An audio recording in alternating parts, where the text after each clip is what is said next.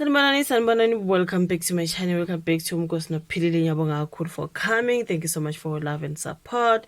So yeah, guys, don't forget to subscribe. Mangaba subscribe, like a video, share it as well, and yeah, put that bell on. And ubuke nama ads mangabe they pop up during the video. Okay, so kule videos zokuthanda ukukhuluma ngale ngozi okuthiwa yenzekile, you guys. It involved uSol Phenduka. If mangabe yamazi uSol Phenduka ungomunye laphana wama podcasters, podcast and chill with MacG. Mangabe you are the chiller, you know that mangabe yamazi MacG and ne podcast yabo edumile kakhulukazi lana South Africa, podcast and chill with MacG.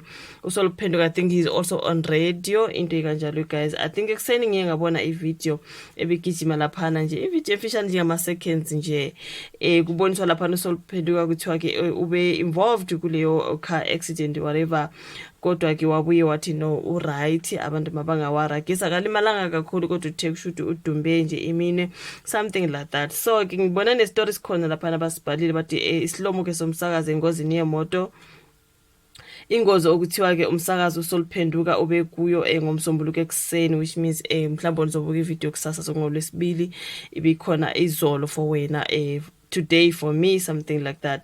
So umsakazo phindwe wabo DJ uSol Phenduka ubonge imiyalezo ayithole kubantu ngemuva kokuba sengozini yemoto eGoli ngomsombuluko ekseni.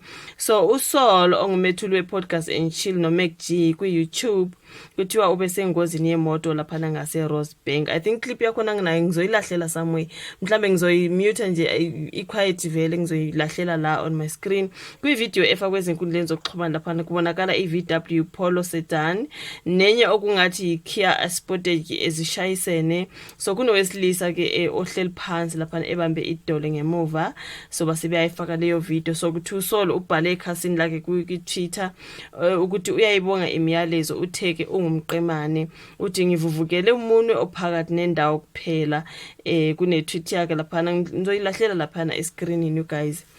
Khuluma ke ngokuthi he's 100% okay, just a swollen middle finger into ikanjalo. So uSol uphinda abe umsakazi lapha nohlelweni lwasekuseni phakathi nesonto kwiKhaya FM, uzakhele udumo engelele uhlelo iBig Brother, uke wakhipha nomcilo wabuye wasakaza nakwezinye iziteshi ezemisakazo etelevision.